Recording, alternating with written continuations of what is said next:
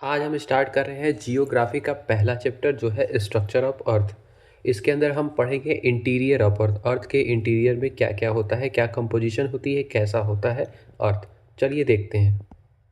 सबसे पहले इंटीरियर और अर्थ की बात करें अगर हम, तो वो है बहुत सारी लेयर से मिलकर के बना होता है, बहुत सारे कंसेंट्रिक लेयर से मिलकर बना होता है, जिसमें से तीन मेजर लेयर होती है। पहला है क्रस्ट जो कि आउटर होता है, मेंटल जो कि इंटरमीडिएट है यानी कि मिडिल पार्ट है, और थर्ड है होता है कोर जो कि इनर पार्ट होता है। अगर हम बात करें टेम्परेचर, प्रेशर और डेंसिटी की, यानी कि तीन चीज़ें, तीन फैक्टर जो होते हैं टेम्परेचर, प्रेशर और डेंसिटी, ये इंक्रीज करते हैं जैसे हम सेंटर ऑफ अर्थ की तरफ डीप जाएंगे, just due to present of radio active material. यहाँ पे रेडियो एक्टिव मटेरियल प्रेजेंट होगा, इसके कारण से ये क्या होगा, यहाँ पे इसी के कारण से रेडियो एक्टिव मटेरियल पड़ने के कारण से ये कैसा हो जाएगा, टेम्परेचर और प्रेशर और डेंसिटी इनकी इंक्रीज हो जाएगी। तो तीन चीज़ याद करने के लिए है, temperature, pressure and density increase होती है जैसे हम इनसाइड द अर्थ मूव करते हैं। आगे हम चलते हैं, इसके बारे में बात करेंगे। क्रस्ट के बारे में अलग से बात करेंगे। क्रस्ट क्या होता है? क्रस्ट जो होता है इसमें दो टाइप के क्रस्ट होते हैं, एक है ओशियनिक क्रस्ट और दूसरा है कॉन्टिनेंटल क्रस्ट। ओशियनिक क्रस्ट वो क्रस्ट होता है जो कि ओशियन के बेड पर होता है, यानी कि जिस पे ओशियन फ्लोर जो होता है, जिस पे ओशियन होता है, उसको हम बोलते हैं, उस क्रस्ट को ओशियनिक क्रस्ट बोलते हैं। और दूसरा है कॉन्टिनेंटल क्रस्ट। सारे ओशियनिक क्रस्ट को छोड़ करके बाकी जो बच जाएगा वो होगा कॉन्टिनेंटल क्रस्ट। ये 30 से 35 किलोमीटर तक का मोटा हो सकता है, लेकिन जो ओशियनिक क्रस्ट है वो अराउंड 5 किलोमीटर तक का ही होता है, उसकी थिकनेस ज़्यादा नहीं होती है। डेंसिटी की अगर हम बात कर लें, कितना डेंस होता है, कितना डेंसिटी होती है इसकी, तो ये हो जाएगा 2.7 ग्राम पर सेंटीमीटर क्यूब। और इसकी जो कंपोजिशन हो जाएगी वो सिलिकॉन और एल्युमिनियम से होती है, यानी कि इसके अंदर पाया जाता है सिलिकॉन और एल्युमिनियम। इसे हम सियाल बोलते हैं। नेक्स्ट बात करेंगे हम मेंटल की। मेंटल जो है वो कंपोज होता है किससे, सिलिकॉन और मैग्नीशियम आयन से। इसके अंदर होगा सिलिकॉन एंड मैग्नीशियम, जिसको हम सीमा बोलेंगे। इसकी डेंसिटी हो जाएगी 5 to 7 ग्राम पर सेंटीमीटर क्यूब। नेक्स्ट है कोर जो कि थर्ड लेयर है हमारी। तो आउटर कोर जो कि लिक्विड होगा और इनर कोर वो सॉलिड होगा। बहुत इंपॉर्टेंट है ये आउटर कोर। ये कोर जो है वो दो भाग में डिवाइड होता है, एक होता है आउटर और एक होता है इनर।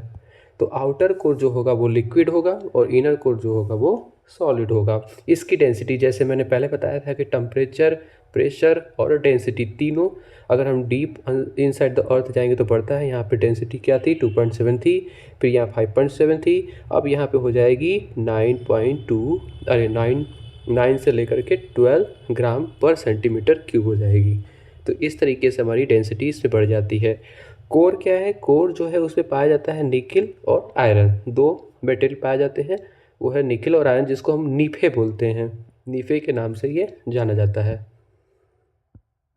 आगे देखेंगे हम मैकेनिकल लेयर ऑफ अर्थ।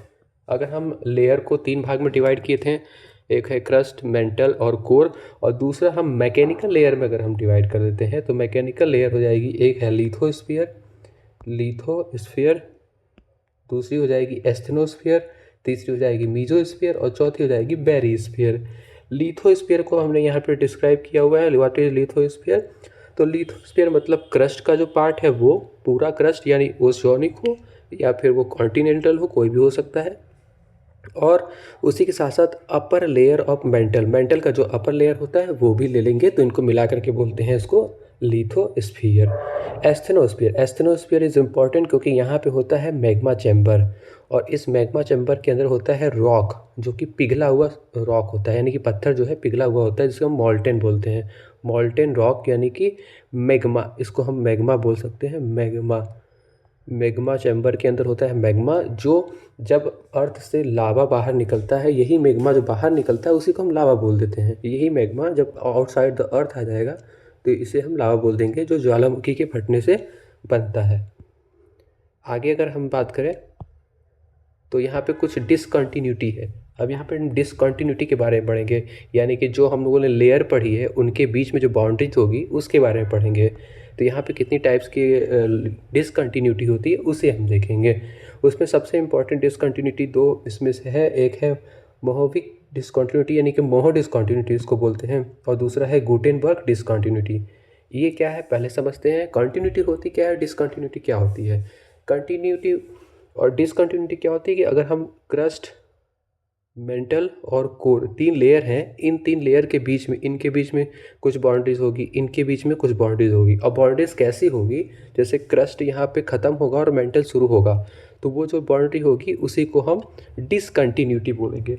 अब ये डिसकंटिन्यूटी के टाइप्स हम पढ़ रहे हैं। यहाँ पे अगर हम डिसकंटिन्यूटी के टाइप देखें तो पहला है मोहो डिसकंटिन्यूटी, जो कि प्रेजेंट होगी किसके किसके बीच में, क्रस्ट और मेंटल के बीच में। क्रस्ट ये वाला पार्ट और मेंटल जो हो जाएगा वो हो जाएगा ये वाला पार्ट। तो क्रस्ट और मेंटल के बीच में जो होती है उसको बोलते हैं मोहो डिसकंटिन्यूटी। दूसरा है गुटेनबर्ग डिसकंटिन्यूटी, जो किसके किसके बीच में होगी, यहाँ दिख रहा होगा, ऊपर मेंटल वाला पार्ट है और नीचे कोर वाला पार्ट है। तो कोर और मेंटल को अलग करेगी, यानी कि सेपरेट करेगी ये बाउंड्री, इसको बोलेंगे गुटेनबर्ग डिसकंटिन्यूटी। बात करते हैं कोनार्ड डिसकंटिन्यूटी की। वो होता है कोनार्ड, क्या होता है, ये क्रस्ट और क्रस्ट के बीच में होता है। अब क्रस्ट में भी क्या होगा, एक आउटर होगा एक इनर होगा, यानी कि एक अपर पार्ट होगा एक लोअर पार्ट होगा। अपर क्रस्ट लोअर क्रस्ट, उसके बीच में जो बाउंड्री बनेगी उसको कोनार्ड डिसकंटिन्यूटी बोलते हैं। अगर हम रिपीटेड डिसकंटिन्यूटी की बात करें, रिपीटेड डिसकंटिन्यूटी यहाँ पे साफ साफ दिख रहा होगा ये वाली लाइन, तो ये वाली लाइन जो है वो अपर मेंटल और लोअर मेंटल को अलग करती है। इसलिए लोअर और अपर मेंटल को जो सेपरेट करेगा उसे हम रिपीटेड डिसकंटिन्यूटी बोलेंगे। ऐसे ही है हमारे पास लेहमान डिसकंटिन्यूटी। नेक्स्ट है लेहमान। तो लेहमान क्या कर रहा है, यहाँ पे ये बाउंड्री है, इसकी ये बाउंड्री है, तो ये आउटर कोर और इनर कोर को अलग कर रहा है, यानी कि कोर को अलग कर रहा है, आउटर और इनर कोर को, इसको बोलेंगे लेहमान डिसकंटिन्यूटी। तो ये हमारी थी आज की क्लास, जो कि इंटीरियर ऑफ अर्थ पे बेस्ड है। आगे हम चलेंगे नेक्स्ट क्लास में, जो कि नेक्स्ट चैप्टर पढ़ेंगे।